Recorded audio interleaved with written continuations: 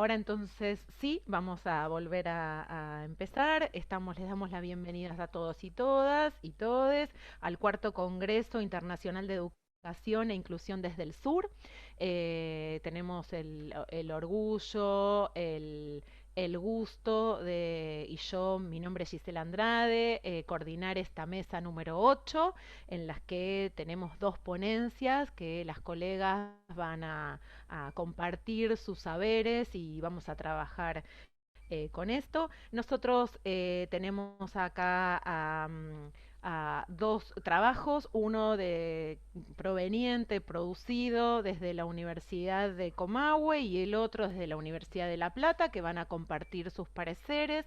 Ahora vamos a tener unos 15 minutos de cada una de las exposiciones, después yo voy a intentar hacer una lectura, sistematización, y a través del chat pueden ir sumando preguntas, ideas para compartir, para darnos con las autoras de los trabajos y las expositoras para poder charlar e intercambiar sobre el tema. Bueno, entonces arrancamos con el primer trabajo. Sol y Analía van a presentar un trabajo que titularon Reflexiones en torno a la experiencia pedagógica con abordaje transversal de perspectiva de géneros en la enseñanza del derecho. Ellas son de la Universidad Nacional de La Plata y de cátedras de Derecho, que ellas en la misma exposición nos van a ir explicando y ampliando. Las chicas, todo suyo. Muchas gracias, Gisela. Gracias a todos y a todas. La verdad que para mí y para Sol es una alegría enorme y nos honra muchísimo participar del Congreso y contar un poco una experiencia, la nuestra, en el marco de lo que fue la irrupción de la pandemia en marzo del año pasado y cómo tratamos de diseñar a partir de allí estrategias pedagógicas alternativas para enfrentar la situación intempestiva que vivimos. Yo soy Analía y tengo una doble alegría, les vamos a contar, porque María Sol Becker, que me acompaña, fue alumna de las materias que vamos a contar y es parte de nuestro equipo docente hoy. Entonces, la verdad que para mí y para el equipo de cátedra es un regocijo enorme cuando podemos fomentar de alguna manera que aquellos y aquellas que han pasado en la formación de una cátedra universitaria comience sus pasos y se quede con nosotros y se enamore de la docencia, en este caso de la docencia universitaria. Así que imagínense que es una experiencia muy hermosa pasar de esa relación docente-estudiante a una relación de pares, ¿no? Quería marcar esto y bueno, sin más preámbulos, vamos a conversar un poquito sobre una experiencia pedagógica, la nuestra, y vamos a tratar de ser lo más sintéticas posibles. Eh, Nosotros estamos en dos materias jurídicas, una en la Facultad de Ciencias Jurídicas y Sociales, si querés solo adelantar la otra Filmina, estamos en dos materias de contenido jurídico en la Facultad de Periodismo y Comunicación Social de la Universidad Nacional de La Plata. La materia se llama Derecho a la Comunicación y estamos en la Cátedra 2. Y también estamos en la asignatura de Derecho Constitucional en la Facultad de Ciencias Jurídicas y Sociales de la UNLP. No vamos a dejar a invertir mucho tiempo por cuestiones básicas para ver de qué se tratan las materias, sino simplemente decir que porque son pertenecientes a dos facultades con objetivos y formaciones curriculares totalmente distintas, tenemos recorridos realmente distintos y los objetivos son distintos, pero sí compartimos algunos factores. Uno tiene que ver con las dos pertenecen a la Universidad Nacional de La Plata, son obviamente de contenido de la formación de grado universitario, y también hemos vivenciado y tenemos en común el impacto de la pandemia y cómo también asumir una visión transdisciplinaria e interdisciplinaria con perspectiva de géneros y de derechos humanos en la forma de dar las dos materias. Ahora bien, en marzo de 2020 nos encontró con el impacto que todos ya conocemos, sabemos y vivimos, y hemos recolectado y seguimos recolectando día a día distintas experiencias, pero a partir de allí empezamos a diseñar algunas estrategias pedagógicas que nos permitieran no perder el contacto y dejar siempre inclusivos a los estudiantes, que no perdamos estudiantes en el camino. Para nosotros era importantísimo, y generar formas y vehículos de comunicación que, que no se perdieran, es decir, es más, lazos que se fortalecieran si podría ser posible. Esto se hizo solamente gracias al trabajo colectivo de los equipos docentes de las dos asignaturas, y también vamos a confesar que tenemos un proceso constante de autoevaluación. La verdad, no tiene nada que ver la forma que dimos Derecho a la Comunicación y Constitucional en el primer cuatrimestre del 2020 a cómo lo estamos dando en la actualidad. Es como que vamos autocorrigiendo un montón y queremos marcar algo. Son los estudiantes quienes también nos posibilitan rever nuestras propias prácticas pedagógicas, asumir nuevos desafíos, imaginar nuevas actividades. Por supuesto, siempre nosotros tenemos que cumplir una currícula, contenidos mínimos que están en el programa de las asignaturas, pero también tenemos que ver cómo incentivamos con creatividad el análisis y la reflexión de todos esos contenidos básicos de ambas asignaturas. Si continuamos con la presentación rápidamente, en todas y cada una de estas asignaturas que conforman las carreras tanto de periodismo como derecho, creemos que es necesario que haya una transversalidad de perspectiva de géneros. Marcamos por algo básico, esencial, aunque no me quiera detener mucho, simplemente marcar esto. En el año 2015, por resolución ministerial del Ministerio de Educación, y también por el acuerdo que se llevó a cabo en el plenario del Consejo de Universidades Nacionales, se cambió, digamos, los contenidos básicos de la carrera de abogacía, porque realmente ya era necesario actualizarlos. Pasó a ser obligatorio, entre otras cuestiones, los contenidos de derechos humanos y derecho ambiental. Y también se incorporó el género como contenido indispensable, que todo abogado, abogada en la actualidad no puede desconocer. Ahora bien, el tema de géneros se incorporó como un tema obligatorio en la formación curricular de los abogados, pero en el espacio o en la materia de derechos humanos. Y nosotros acá nos permitimos hacer un aporte que compartimos con muchas otras cátedras, que en realidad creemos que no podemos concebir a la currícula como compartimentos estancos, sino que todas las materias tienen que estar en diálogo entre sí, y que el género, los géneros atraviesan el contenido de todas las asignaturas, sea de derecho de familia, comercial, civil, penal, y en este caso a la comunicación o constitucional. Y entonces, realmente ahí, ese diálogo permite potenciar la educación y la formación en materias jurídicas como un ámbito concreto para fortalecer o para incentivar la real igualdad de oportunidades, que deje de ser una igualdad formal consagrada por la Constitución y los tratados internacionales, sino que pase a ser una realidad concreta. Por supuesto, acá también tenemos en cuenta que Argentina ha firmado la CEDAW, que es la Convención Internacional para la Eliminación de todas formas de discriminación contra las mujeres, y también apropiarnos de estas herramientas para llevarlas al aula y hacer de ellas una herramienta concreta. Acá empezamos a utilizar métodos y una planificación pedagógica que me gustaría que Sol nos explicara un poquito y lo compartiera.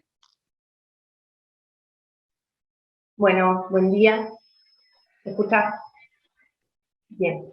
Bueno, primero reiterar la alegría y el agradecimiento por poder formar parte de este congreso. Bueno, desde mi experiencia como ex alumna de ambas materias y adscripta ayudante de Derecho a la Comunicación, quería realizar algunas reflexiones en torno a la metodología que utilizamos como instancias de evaluación. La primera de ellas tiene que ver con el método de casos. Esta metodología nos permite analizar tanto casos judiciales actuales que nos atraviesan en la cotidianeidad, así como también presentar casos hipotéticos de determinada problemática social o determinado conflicto en las que los alumnos deben analizar cuáles son las variables que intervienen, los derechos constitucionales y convencionales, y por supuesto fundamentar todo, y creemos que esta herramienta fomenta la creatividad, la originalidad, deja de lado la mera repetición de conceptos, el copiar y pegar, y esta herramienta se utiliza más que nada por la naturaleza de la carrera en Derecho Constitucional, pero también es aplicada en Derecho a la Comunicación a través del diseño de trabajos prácticos, que bueno, quería nombrar un ejemplo que vimos en este primer cuatrimestre de este año, en la cual le encomendamos a los alumnos que realicen una producción periodística de la índole que ellos elijan, que den cuenta de la violencia mediática a las mujeres, y los resultados que obtuvimos fueron completamente enriquecedores. Los alumnos hicieron unas producciones hermosas que, bueno, nos encantaría mostrarlas, pero bueno, no nos da el tiempo, pero se nota el compromiso para con las materias. Y bueno, por último también hacer énfasis en que si bien estas metodologías en principio pueden presentar alguna dificultad o alguna resistencia, después los estudiantes nos terminan agradeciendo porque es lo que después, llegado el momento de realizar las prácticas de las profesiones, tanto en el ámbito del derecho como de la comunicación, son estas experiencias las que realmente les sirven, y por eso seguimos apostando a estas metodologías. No sé, Ana, si me olvido de algo. Estás muteada. Estás muteada y están re bien en tiempo, así que Ana, si querés cerrar. Ay, decinos, Gisela, cualquier cosa. Están bien en Podemos tiempo, seguir charlando después con el intercambio de preguntas. Sobre todo. Sobre todo, pero quería marcar que, claro, es lo que explica Sol. Por ahí en los primeros encuentros sincrónicos es, bueno, ¿cuál es la bibliografía a estudiar? ¿Cuál es el material? Dennos eso. Y nosotros decimos, no, esto va a ser un proceso de trabajo en el que va a haber bibliografía, pero que nosotros queremos promover un razonamiento lógico, jurídico, constitucional, desde la perspectiva de los derechos humanos y los géneros. Y primero causa, como pusimos acá, quejas, dificultades, incomodidades o temores, y cuando se dan cuenta de cómo avanza, porque es un proceso, terminan estando muy agradecidos. Y otra cosa que queremos marcar es que la verdad, esto implica el doble o triple de trabajo para nosotros como equipo docente, porque nos implica dedicar mucho tiempo a al diseño de casos hipotéticos, de trabajos prácticos que nunca repetimos, que se van variando con cada grupo, y a un seguimiento pormenorizado. Esto lo queremos enfatizar porque gracias a eso podemos hacer, incluso siendo grupos grandes, digamos, lo más personalizado posible este proceso de enseñanza-aprendizaje. Y bueno, culminamos con la filmina de Paulo Freire, que me parece que es nuestro incentivo básico, o nuestro leitmotiv como docentes, que la educación auténtica no es de A para B o de A sobre B, sino de A con B, con la mediación del mundo, con el contexto en que vivimos, y por eso también nosotros aprendemos tanto de los estudiantes, cuatrimestre a cuatrimestre. Así que muchas gracias. Gracias, Sol. Muchas gracias. Muchísimas gracias a las dos la exposición fue muy clara, muy clara. Sol, si querés deja de compartir para que las otras chicas puedan empezar a compartir, y además muy respetuosos por el tiempo, así que nos va a dar para seguir tirando del hilo. A ver, entonces, ahora le vamos a dar paso a la exposición de Noemí Bardelli y de Micaela de Vega. Ellas son de la Universidad Nacional de Comahue y van a compartir con nosotros un trabajo que dieron por llamar Experiencias y Saberes sobre las prácticas de evaluación de docentes de escuelas secundarias técnicas de Río Negro. Bueno, las escuchamos. Buen día. Dale. Buen día, Buenos buen días. día a todos los que están participando de este espacio. Si te parece, Mica, compartimos pantalla para iniciar nuestra buen día, exposición. mientras aprovecho a saludar también. Buen día, ¿qué tal a Buen todos, día. a todas? Como decía Gisela, mi nombre es Noemí Bardelli, junto a Micaela de Vega.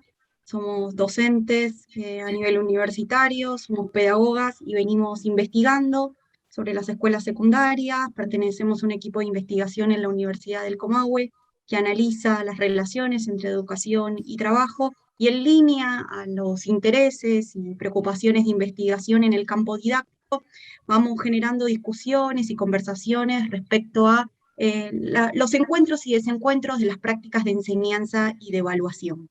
En esta oportunidad titulamos, como decía Gisela, nuestra presentación Experiencias y Saberes sobre las prácticas de evaluación, particularmente en docentes de escuelas secundarias técnicas de Río Negro, y lo que compartimos aquí tiene que ver con una primera sistematización de una propuesta de formación en la que participamos como docentes, que se tituló Evaluación de las Capacidades Profesionales.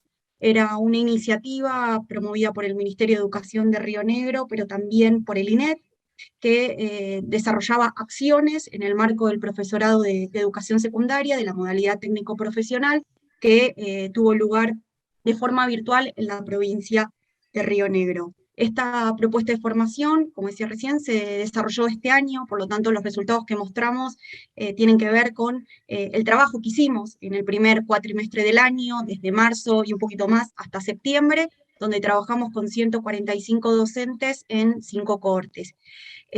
Como verán en la presentación, teníamos algunos objetivos respecto a esta propuesta, y era poder revisar algunas concepciones que tenían los docentes respecto a la evaluación, pensar justamente como decía antes, los encuentros con las prácticas de enseñanza, para pensar cómo la evaluación también es un punto para revisar y hacer mejoras a esas prácticas en vistas a promover aprendizajes más significativos.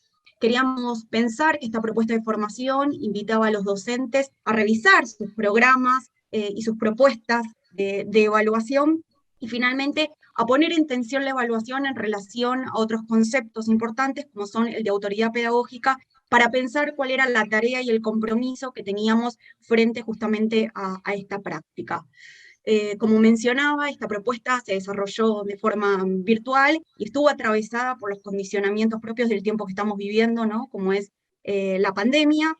pero que era una propuesta breve, se desarrollaba en un mes, con 2 clases teóricas en donde hacíamos una selección de ciertos autores y categorías que nos permitían pensar la evaluación, y actividades prácticas que fundamentalmente llevaban a los docentes a trabajar de forma colaborativa en la revisión de sus propuestas, mirando las actividades, las consignas, los recursos, los criterios de evaluación, enfocados a pensar cuáles son las relaciones con el saber que a partir de estas prácticas se promueven, específicamente en relación a la formación técnico-profesional. Bueno, respecto de esto, nos parece también interesante contar de que si bien la formación propuesta era breve, nosotras en este trabajo decidimos puntualizar en la primera actividad que acercamos a los y las docentes que llevaban adelante su formación. Principalmente porque hay algo de esta actividad que nos generó nuevas preguntas a nosotras, que nos sorprendió el tipo de respuesta y cuánto podíamos reconocer de la posición docente frente a la mirada y la construcción de lo que implica evaluar a otros y a otras. En este sentido, la primera actividad que les acercamos tenía que ver con una idea de fondo de poder construir nuestras posiciones frente a la evaluación. Dicho así, sonaba como bastante distante. Recordemos que la mayoría de quienes estaban cursando esta formación provenían y provienen del campo de las escuelas técnicas, de la formación técnico-profesional, en la mayoría de los casos sin una formación docente a priori. Entonces, intentamos ser bien específicas y les dijimos cómo se calificarían como evaluadores y evaluadoras. Y eso disparó en un montón de cuestiones, ¿no? Porque llevó ahí como la pregunta cuesta, les hizo poner la lupa en qué iban a mirar para poder calificarse a ellos y a ellas mismas. Esta mirada estuvo atravesada, bueno, principalmente, como decía Noemí, por el contexto. Todos hacían referencia a que no era la misma mirada que podían hacer de sus prácticas en este momento que lo que consideraban anteriormente a la pandemia. Hubieron posicionamientos totalmente atravesados por la formación, por docentes que expresaban que habían egresado de una escuela técnica y habían comenzado a dar clases y ello les había permitido construir solo una forma posible de evaluar, y en otros casos una formación más ligada al campo de las ingenierías, al campo de las licenciaturas destinadas a actividades como turismo, petróleo y demás. En ese sentido, cuando fuimos interviniendo en la actividad del foro, instalamos como una nueva pregunta, ¿no? Los invitábamos y las invitábamos a que pensaran qué era lo difícil en esa tarea de evaluar que a ellos los traccionaba tanto. Y ahí nos compartían reflexiones. Acá solamente estamos recuperando 3 de ellas que nos parecen como las más significativas, pero entre los 145 participantes circulaban otras más. Y la primera tenía que ver con hacerse preguntas y visibilizar y animarse a compartir qué prácticas de evaluación habían llevado adelante como ensayos durante la pandemia. Y entender que la dificultad no había estado puesta en el ensayo, sino en tomar una decisión didáctica. La segunda cuestión tenía que ver con poder reconocer que más allá de un contexto de pandemia, todo el tiempo las prácticas de evaluación nos invitaban a reconocer que teníamos siempre nuevas oportunidades para repensar, ¿sí? Cómo seguir enseñando. Las escuchaba recién a las compañeras, a Sol y a Analía, ¿no? De cómo poder seguir, a parar la pelota, detenernos y decir, bueno, ¿cómo vamos a enseñar esto? Y que también era tan importante recuperar esas prácticas de evaluación, no como instancia de cierre ni de meta de llegada, sino como un disparador, como un convite a la reflexión. Y el tercer eje de discusión que abordábamos tenía que ver justamente con pensar, bueno, si estamos en un proceso de evaluación, ¿qué necesitamos revisar y modificar? Y ahí, bueno, como ponemos, ¿no?, en un recuadrito, surgía y subyacía esta idea, esta creencia que compartían de que solo quien otorga una calificación está evaluando. Apareció de golpe, así como con fuerza, que el acto de evaluar estaba atado a el que calificaba. Esto tenía que ver con la expresión de muchos cursantes que nos decían, pero yo soy ayudante de trabajos prácticos, no evalúo. Y entonces nuestra observación era, pero ¿cómo no evalúas si formás parte de una cátedra? Sí, pero yo no pongo la nota. Bueno, y ahí fuimos construyendo, entonces, ¿qué es evaluar para ustedes? Y era volver a empezar nuevamente para reposicionarnos desde ahí, ¿no? Eso fue muy importante porque nos permitió como reorientar estas intervenciones y poder reconocer, que ahora a continuación comienza a comentar Noemi, empezar a mirar que estas posiciones, en este camino casi cuesta arriba, nos permitían reconocer qué estaban considerando como ser un buen evaluador o evaluador. Tal como dice Micaela, esta primera actividad generó cierta incomodidad, ¿no? Vuelvo a recalcar que era una propuesta de formación virtual, en donde el primer foro ya nos ponía frente a la pregunta de qué nos pasaba con la evaluación. Y es por ello que pudimos advertir dos posiciones. Como les decía al principio, participaron 145 docentes y reconocimos dos grupos que fíjense la cantidad que está representada en cada uno de ellos, ¿no? En el primero, 116, en el segundo, 29, y más allá de esa diferencia, reconocemos importante, ¿no? Poder hacer foco en cuáles son las particularidades que hacen que los docentes construyan esta posición respecto de las prácticas de evaluación.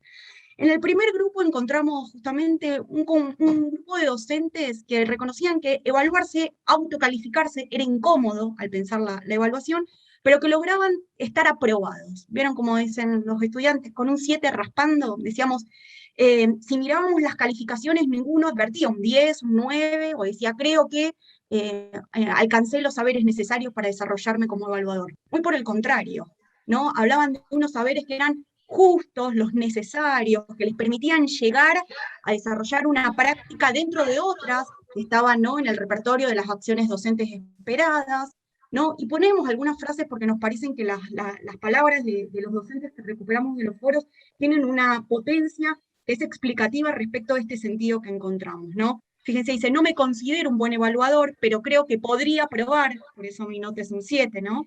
La idea de lo bueno y la aprobación, ¿no? Siempre ahí como tensionando. En segundo lugar, me calificaría con un 7, entendiendo que aún resta mucho por descubrir. Y aquí ya vemos que esa aprobación, esa calificación en la que se reconocen con un 7, deja entonces entrever todo un camino de mejoras, nosotros le decimos una mirada proyectiva, ¿no?, hacia futuro, en donde la práctica de evaluación es una práctica perfectible que justamente demanda espacios de revisión permanente en torno a las propuestas didácticas que se realizan. Otra de las frases dice, me califico con un 7 u 8, esta es una de las más altas que hemos encontrado, ¿no?, respecto a las voces de los docentes. Dice, esta nota se debe que a la hora de evaluar me considero un buen observador. Y aquí ya empiezan a poner elementos de cómo es esa práctica de evaluación, ¿no? Y que ya empiezan a mostrar, ¿no?, que justamente hay una mirada de proceso que acompaña, ¿no?, esas acciones que me definen como buen evaluador.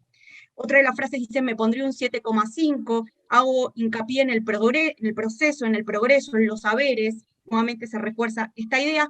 Y la última dice, usaría un bueno, un 7, estoy día a día corriéndome de la evaluación tradicional y sumativa para propiciar una constructiva, formativa, personal, atendiendo a las diversidades y a las trayectorias. Y aquí nos muestra otra cuestión, que quienes se reconocen en el camino de ser buenos evaluadores, no solo hacen foco en el proceso, sino también en una mirada formativa de la evaluación, ¿no?, que implica justamente revisar y reorientar los procesos de aprendizaje en vistas a alcanzar su mejora permanente.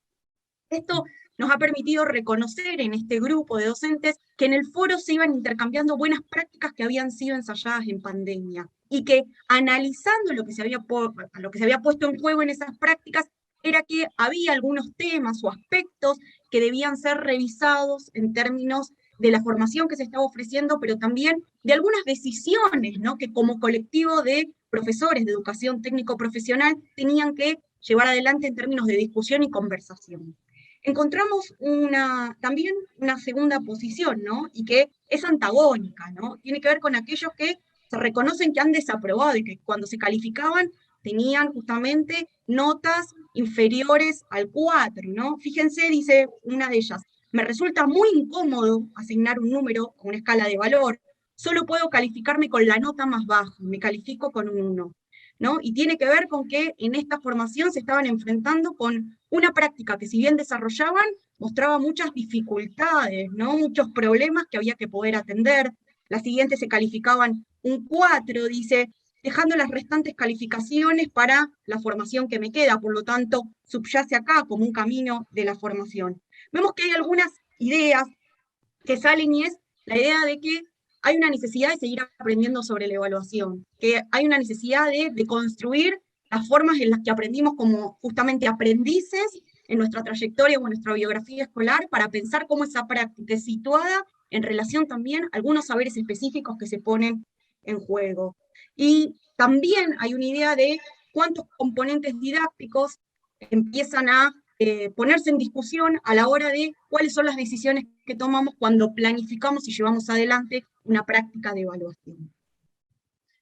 Ahí nos interesaba mucho pensar que mostrar de alguna manera, sé que ya estamos con el tiempo, pero para intentar recuperar esto, es que poníamos el foco de que evaluar era una práctica y que necesitábamos tener saberes que excedían los saberes propios de cada disciplina, que para poder evaluar teníamos que volver a repensarnos desde un rol que lo hayamos elegido o no, a priori lo estábamos cumpliendo. Entonces ahí aparece mucho en escena de este profesional reflexivo, ¿no? Al que se apela y al que se intenta como acompañar para reconocer que hay una formación didáctica urgente y necesaria en términos de todos los que están en los procesos de formación. Y acá nos parecía como compartir con ustedes 3 reflexiones de modo muy sintético, que reconocer qué fue evaluar en tiempos de pandemia desde estas voces. Y aparece, por un lado, esta necesidad de poder ensayar, ¿no? De poder poner sobre la mesa, arriesgarnos, pero que el sentido de la evaluación sea por recuperar el proceso de aprendizaje de un otro. Más allá de cuánto aprendió, es si aprendió, si vivió la experiencia del aprendizaje. Ahí tenemos una de las citas también que puede permitir leernos esto. Después la segunda reflexión tiene que ver con que evaluar, un poco lo que mencionaba al principio, es una práctica que requiere sus propios saberes. Entonces, desde acá, poder entender que hay como una distancia entre entender que evaluar es solamente estar atento a la acreditación y comprender que evaluar es una práctica inherente al proceso de enseñanza y aprendizaje. Y cuando entendemos eso, se rompe ciertas concepciones que son las que fuimos como hallando, de gente que incluso tenía más de 10 años en el sistema educativo, 14 años, y donde decían, toda mi vida evalué de esta manera, aunque las prácticas de enseñanza estaban diciendo otras cosas.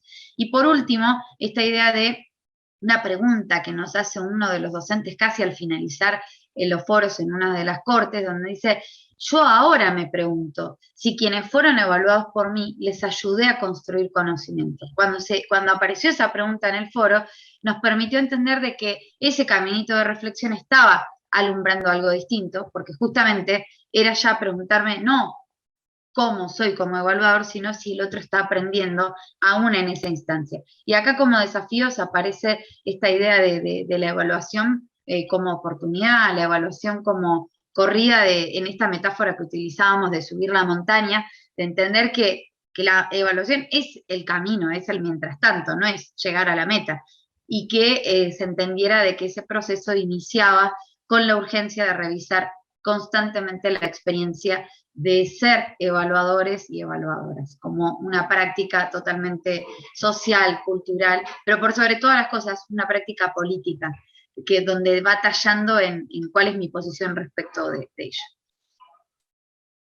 Bien, bueno, les agradecemos la escucha y el habernos aceptado en términos académicos, pero también en poder habilitar estos espacios de diálogo desde nuestras provincias. Así que muchas gracias, un placer. Bueno, buenísimo, muy bien, un aplauso realmente, muy interesante las 2 presentaciones que hicieron y además les agradezco los respetuosas y clarísimas que fueron en la exposición con el tema del tiempo, la verdad, un lujo. Tengo millones de cosas, pero voy a ser breve, voy a intentar ser lo más sintética posible para recuperar la lectura y esta relectura que yo hice a partir de lo que ustedes están planteando para poder abrir y empezar, como me gusta decir a mí, tirar de la cuerda y poder dialogar entre nosotras, entre nosotros y nosotres, todos los que estamos acá en la sala. Así que a medida que vayan sumando algunos comentarios al chat, vamos a empezar también a charlarlo. A mí, yo quería empezar a plantear, cuando me encontré con los dos trabajos, dije, uy, son muy distintos, uno o sea, del ámbito universitario, el otro que tiene que ver con un proyecto de investigación que revisa la práctica evaluativa de la escuela técnica. Y después cuando los leí, los releí, las escuché y las volví a escuchar, dije, acá hay una clave interesante o sea, desde la cual el Congreso nos convoca también a pensar.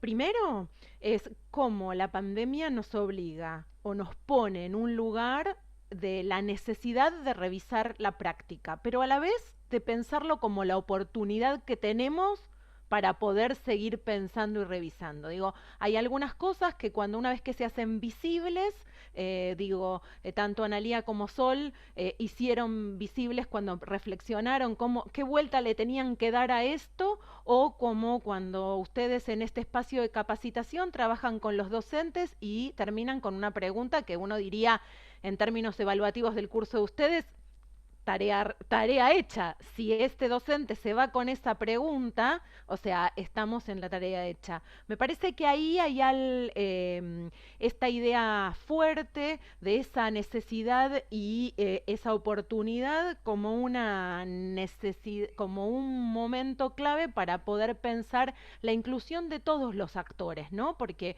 las chicas lo planteaban en términos del derecho a la educación superior, porque esta idea de acompañar a los estudiantes en todo ese proceso y que no se nos caigan los pibes, quizás hasta hizo que se visibilice más que algunas cosas que nosotros en las universidades grandes, como también es la Universidad de La Plata, a veces en la multitud se nos pierden los chicos y no nos vamos dando cuenta. O también con los profesores, esta idea de, bueno, esto de ayudar a construir saberes, o sea, cuánto de estos saberes se ayudan a construir. Y me parece que ahí hay un punto clave también de unión en esta presentaciones que las dos hacen, porque cuando hablan del tema de trabajar con la transversalidad y de pensar en los análisis de caso, hay algo que a mí me llamó la atención en la lectura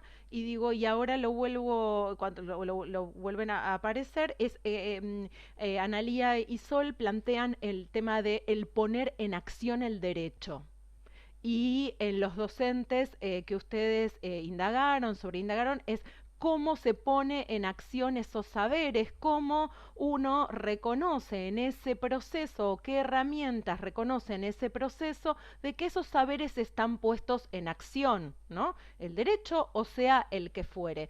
Y digo, y ahí cuánto en los dos trabajos aparecen esas claves desde las cuales pensamos la enseñanza, que tienen que ver con el qué, el cómo y el para qué, ¿no? Ustedes lo plantearon, Analía y Micaela, en la introducción de su trabajo, bueno, desde este lugar y pensar la evaluación en este marco, ¿no? Digo, pensamos en este marco y las chicas lo fueron, quizás no en esos términos, pero lo fueron marcando todo el tiempo en el desarrollo o en la explicación de su propuesta de enseñanza, su propuesta de la cátedra. Y en ese qué, cómo y para qué me parece que hay un determinante de cómo se piensa en estas instancias y cómo yo pensaba, digo, por lo que tengo entendido, de lo que leí, de la explicación tan clara que ustedes hicieron, los profesores que ustedes son los que indagaron no son solo profesores de escuelas técnicas, sino son específicamente aquellos relacionados con la formación de las prácticas profesionales, con lo cual hay un saber de la práctica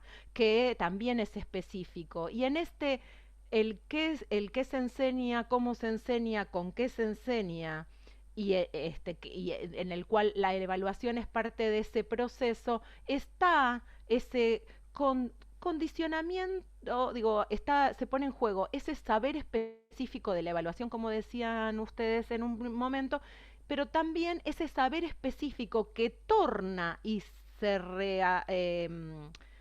toma su característica en función de aquella especificidad de lo que estoy enseñando. Digo, ahí me pareció muy interesante cuando las chicas recuperan en La Plata el tema de el análisis de caso, ¿no? El análisis de caso como una metodología específica del área de las ciencias sociales, en este caso de las ciencias jurídicas, pero de todas las ciencias sociales donde, y de muchas otras disciplinas que toman un caso como análisis, ¿sí? Como recorte de esa propuesta de enseñanza.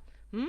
Que en realidad construye ciertas anteojeras para poder pensar, bueno, ese marco teórico, esos conceptos, ese desarrollo. Digo, bueno, ¿cómo eso en esa práctica profesional en las escuelas técnicas, qué características asume ese qué, ¿no? Qué específico para también poder pensarlo en esa programación de esa enseñanza, ¿no? Porque, digo, es algo bien interesante, ¿no?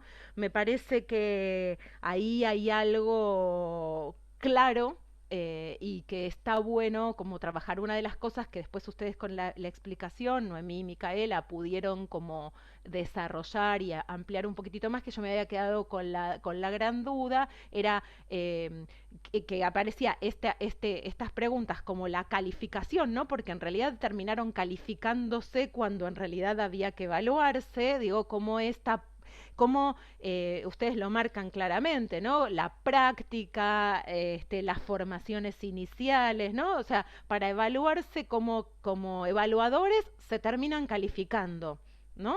Y bueno, esta tensión me parece que es clave. Digo, tiro un poquitito para hacer una cosa más común, digo, tiro un poquitito del hilo más sobre la evaluación, más allá de la propuesta, que lo de las chicas supera la evaluación, pero no le dan un lugar menor tampoco a esa evaluación y esa programación de la evaluación. Me parece que es interesante también esto como aparece fuertemente en el marco, no sé si en los saberes, en las devoluciones de los docentes que les hacen a ustedes, pero sí en el marco teórico que ustedes les presenta, donde la evaluación ocupa no un lugar resultadista en ese sentido, sino que es parte del proceso y de la programación de toda la enseñanza y que la evaluación es parte y tiene su propia programación dentro de ese proceso, que bueno, que las chicas también desarrollan. Y quería dejar como dos preguntas, así ustedes pueden desarrollar y yo mientras ustedes van desarrollando recojo las intervenciones del chat o si alguien quiere levantar la mano, si no somos tantos. Pero una pregunta para Micaela y para Noemí en relación cómo aparece esto de los saberes prácticos, ¿no? Y la especificidad de esos saberes, cuáles son las tensiones que ustedes encuentran. Me gustaría como que nos cuenten un poquitito más porque tomaron un ejemplo de algo, de un curso un poco más amplio y un proyecto de investigación que quizás ustedes están pensando. Y por el otro lado, a Noemí y a Sol y a Analía, perdón, una de las cosas que les quería preguntar o que puedan ampliar es, ustedes dicen, nosotros tenemos dos cátedras en dos contextos, o sea, en dos espacios de formación diferentes. Digo, si bien los contenidos son comunes, digo, hay dos procesos de formación diferentes. Y entonces yo supongo, son todas hipótesis que hago, es en cada uno de esos procesos los estudiantes, la materia está ubicada en distinto lugar y en distinto trayecto, ¿no? ¿Cómo se tiene en cuenta o si encuentran diferencias en las trayectorias de los estudiantes y cuánto de esta propuesta que ustedes hacen tiene de alfabetización académica, ¿no? Digo, ustedes trabajan sobre estas formas del conocer de la ciencia jurídica, cuánto de, bueno, ese sentido formativo que le dan aparece ahí en esa. A ver, hacemos por orden de exposición, ¿les parece?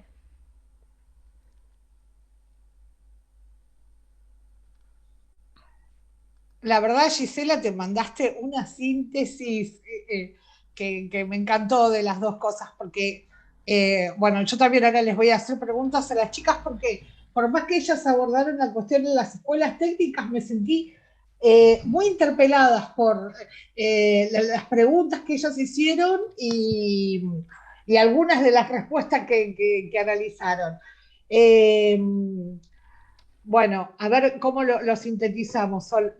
La verdad que, como decía, las materias son distintas en dos facultades netamente distintas. En uno se forman para ser periodistas y comunicadores y en la otra para ser futuros abogados. Y también lo que vos preguntas, Gisela, ¿en qué altura de la carrera se encuentra?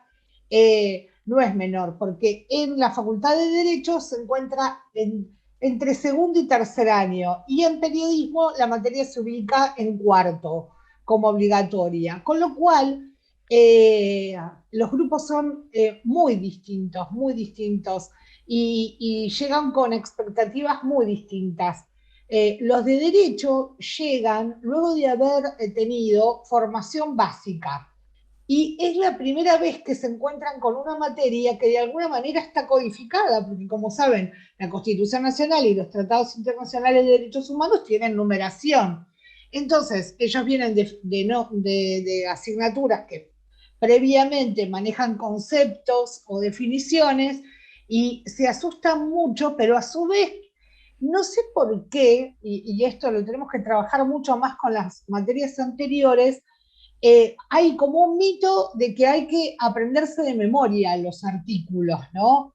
Y nosotros venimos a romper eso, porque lo que queremos es que lo importante sea el concepto, no la memoria del artículo. Ni yo misma, que hace más de 20 años doy clases, me lo sé de memoria, y además no sirve, porque el derecho es dinámico y va cambiando continuamente.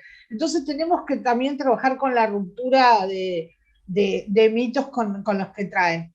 Y los estudiantes de periodismo y comunicación son muy distintos y las creaciones ya parten, al estar en cuarto año y al venir de procesos creativos, ya sea en la gráfica, en lo digital, en lo audiovisual o en lo radial, enseguida tiramos un contenido mínimo para trabajar, como por ejemplo, puso de ejemplo Sol, trabajamos mucho violencia mediática, violencia en el espacio público, violencia pública política, y enseguida se les ocurre hacer un podcast, un video minuto, un TikTok, una presentación comunicativa. Entonces eso nos tiene nosotras permanentemente movilizadas.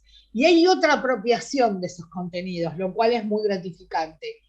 Y quiero enlazar algo con lo que dijeron las chicas que me parece fundamental, y me anoté la pregunta esa: ¿quiénes sentirán quienes fueron evaluados por nosotros? ¿No?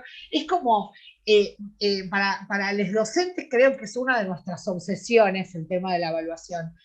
Pero lo que he notado particularmente en esta experiencia de los 2 años de pandemia, y quería ver qué opinan las chicas sobre eso, Noemí y Micaela, es: primero, nosotros consideramos que la evaluación es parte del proceso de enseñanza-aprendizaje.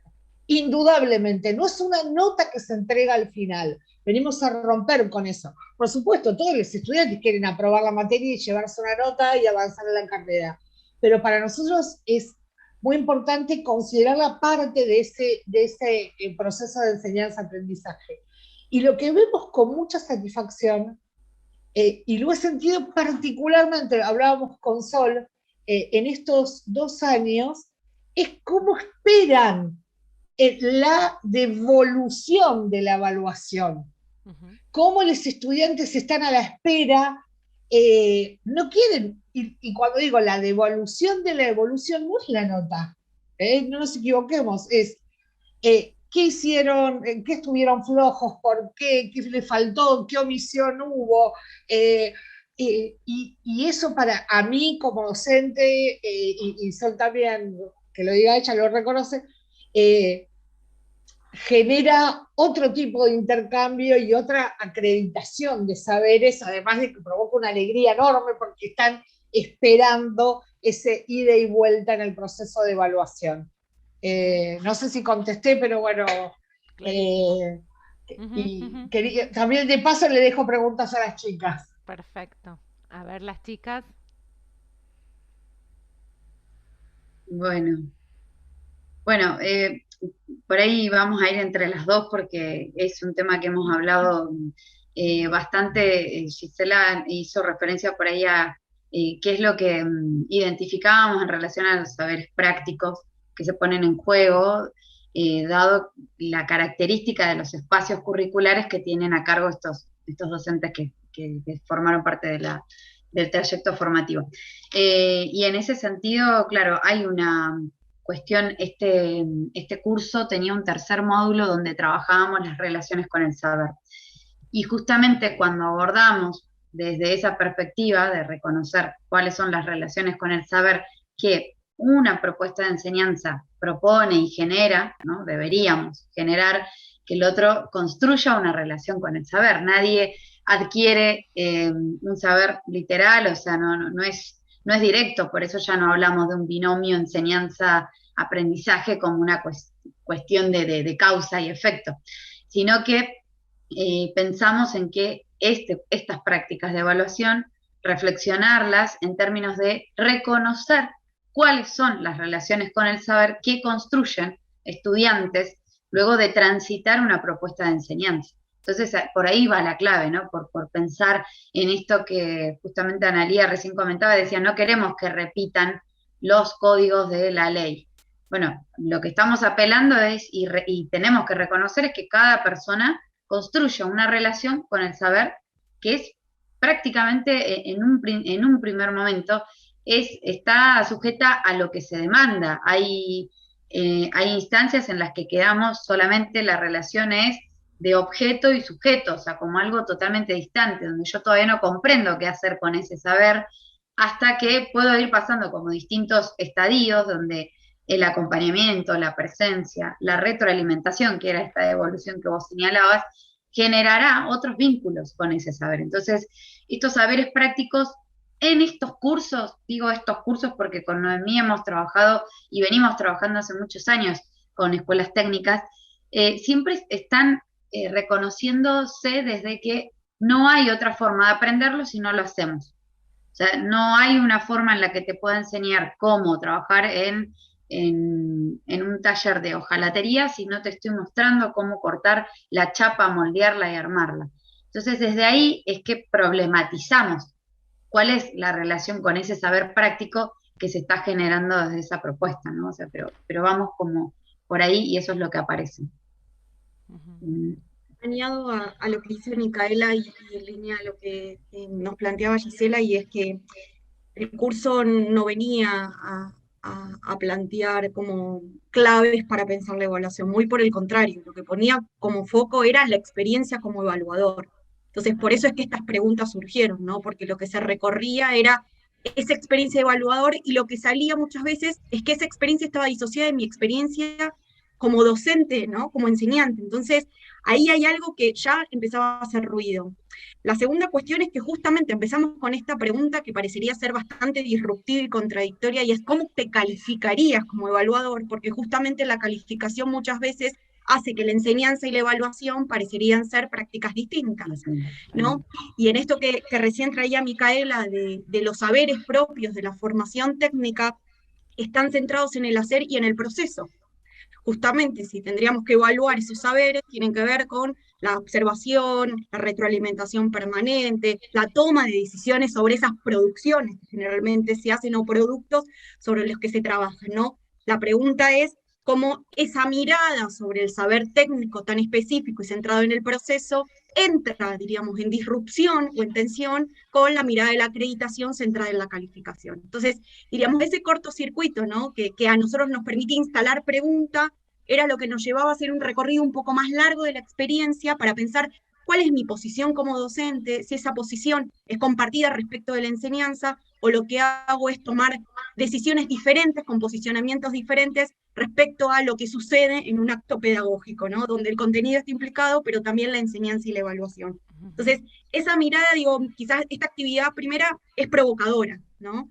Tiene que ver con ponerlos en situación, y por eso fue tan, diríamos, enriquecedora, porque se iban retroalimentando entre ellos y tenía que ver con no decir lo correcto o con lo esperado, sino con lo que te pasaba hoy en este contexto tan particular, con lo que probaste, con lo que se puso, ¿no?, de manera más visible, o con las oportunidades que en el marco de un escenario tan excepcional ¿no?, tan difícil de acompañar, de Vivimos. sostener, claro, implicó pensar también la evaluación, ¿no? Entonces, creo que a nosotros en el marco de lo que venimos trabajando, y es la idea de educación y trabajo, justamente la evaluación pone como intención, ¿no?, esa formación para el trabajo, pero también en algún punto cómo eso se desarrolla en contextos escolares, ¿no? Y allí conviven algunas preguntas que interpelan la práctica y que nos requieren trabajar de manera colaborativa con otros. Por eso es que las actividades que seguían al resto de las unidades que hemos propuesto tenía que ver con esa conversación para pensar en conjunto las prácticas. Perfecto, perfecto.